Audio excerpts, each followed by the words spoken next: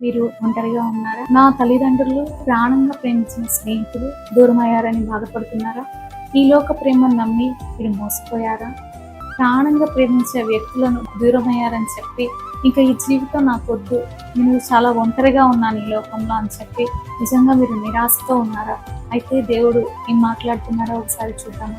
యెషయా గ్రంథము 41వ అధ్యాయం 10వ వచనం కనుక చూసినట్లయితే, నీకు తోడై ఉన్నాను, భయపడకుము, నేను నీ దేవుడినై ఉన్నాను, దిగులు పడకుము, నేను నిన్ను బలపరుతును, నీకు సహాయము చేయువాడను నేను. ఈ వాక్యం కనుక మనం ధ్యానం చేసుకున్నట్లయితే, నువ్వు ఎలాంటి పరిస్థితిలో ఉన్నా, నువ్వు ఎటువంటి భయాందోళనలో ఉన్నా, ఎటువంటి దిగుల్లో ఉన్నా, ఎటువంటి నిరాశలో ఉన్నా, భయంకరమైన ఒంటరితనం నిన్ను వేధిస్తున్నాను, దేవుడు ఒక్కటే మాట్లాడుతున్నాడండి, భయపడకుము, నేను నీకు తోడై ఉన్నాను, నీ దేవుడునై ఉన్నాను, నీకు సహాయం చేయవాడని నేనే అని చెప్పి దేవుని వాగ్దానం ఈరోజు మనతో మాట్లాడుతుంది.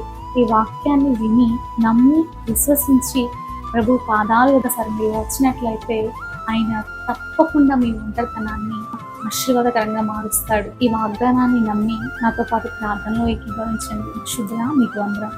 ఈ సమయంలో ఎంతమంది అయితే ప్రభా ఈ వాక్యాన్ని విని నమ్మి విశ్వసించి ప్రభా నాతో పాటు ప్రార్థనలో ఏకీభవిస్తున్నారు ప్రభా, ఒంటరితనం, ఆందోళన, దిగులు, నిరాశ, చింత నుండి వారికి విడుదల దయచేయండి. మేము ఒంటరిని, మాకెవరూ సహాయం చేసే వాళ్ళు లేరు, మాకెవరూ లేరు అని ప్రభా బాధపడుతున్నారు ప్రభా, తోడై ఉండండి. వారి యొక్క ప్రతి ఒక్క అవసరాలను మీరు తీర్చమని అడుగుతారు. పిల్లలను ప్రభా మీ సాక్షులుగా నిలబెట్టుకోండి. సమస్త ఘనత, మహిమ, ప్రభావాలు మీరే చెల్లించుకోండి. యేసు నామములో అడిగి వేడుకొని పొందుకునే నామం తండ్రి. ఆమేన్.